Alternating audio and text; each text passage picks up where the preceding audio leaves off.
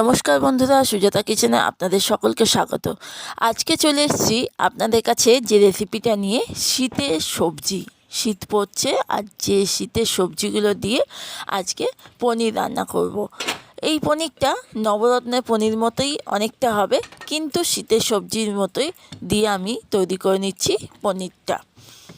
আর খুব সহজে ঘরে যা উপকরণ থাকে সেই সব উপকরণ দিয়ে তৈরি করে নেব পনিরটা। তাহলে দেখা যাক বন্ধুরা কিভাবে রেসিপিটা তৈরি করি। প্রথমে একটু বাদাম তাকে একটু কড়াতে নেড়ে নিয়ে রেখে দিয়েছি। এবার কড়াইয়ের মধ্যে দিয়ে দিচ্ছি সাদা তেল, আর সাদা তেলের সঙ্গে দিয়ে দিচ্ছি আমি এখানে 2 চামচের মতো ঘি। এবার সাদা তেল আর ঘিটা ভালো করে কড়াইয়ের মধ্যে দেখুন ভালো করে নাড়িয়ে দিয়ে আমি এখানে নিয়েছি 250 গ্রাম পনির। ছোট ছোট টুকরো টুকরো করে কেটে নিয়েছি। পনিরটাকে একটু ভেজে নেব হালকা করে।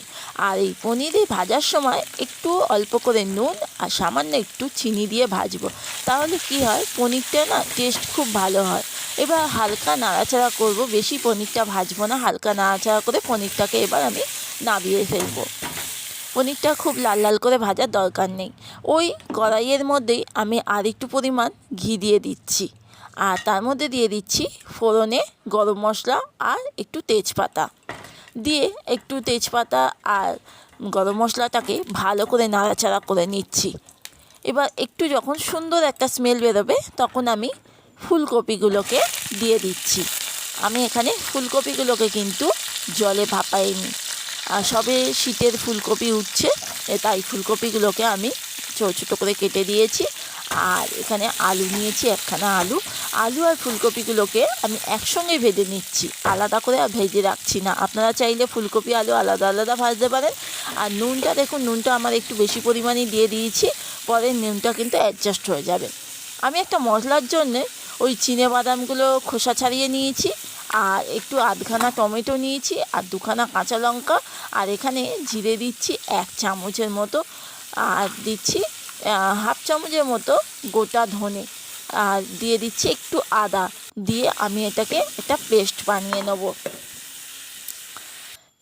এবার চলে যাচ্ছি, দেখুন ভাজা করছিলাম ফুলকপি আলু ভাজা। ফুলকপি আলুটা বেশ একটু লালচে লালচে যখন হয়ে এসছে, এবার যে সবজিগুলো আমি কেটে রেখেছিলাম, ক্যাপসিকাম, গাজর, বিনস, দেখুন এগুলো বেশ একটু বড় বড় সাইজের করে কাটা বিনস, আলু আর ক্যাপসিকাম এর মধ্যে দিয়ে দিলাম।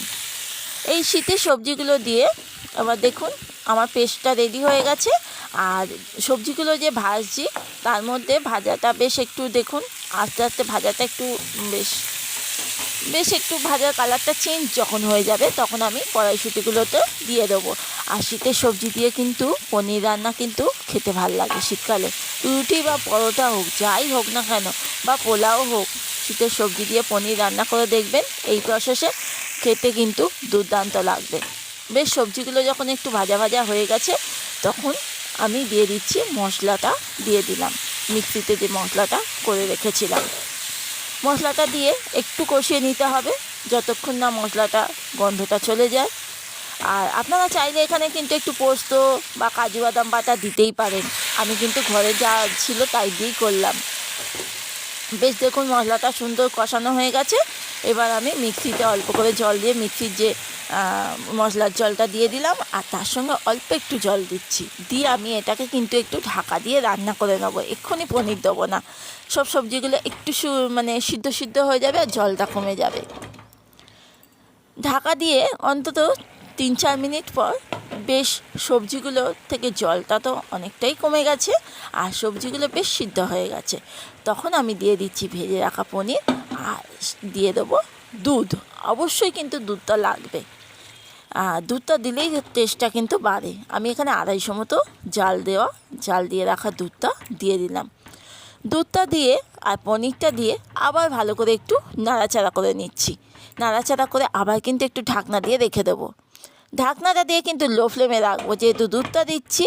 দুধটা দেখুন লো ফ্লেমে করে রেখেছিলাম অন্তত 4-5 মিনিট। এবার আমার রান্নাটা কিন্তু হয়েই এসছে। এবার লাস্ট ফিনিশিংয়ে আমি দিয়ে দেবো গরম মশলার গুঁড়ো দিয়ে দিচ্ছি। ঘরে ভেজে রাখা গরম মশলাটা দিলে বেটার হয়, মানে বেশি ভালো হয়। আর না তো শাহি গরম মশলা দিতেই পারেন। আর 1 চামচ আমি দিয়ে দিলাম ঘি, মানে লাস্ট নামানোর আগে। রান্নাটা একদম রেডি হয়ে গেছে।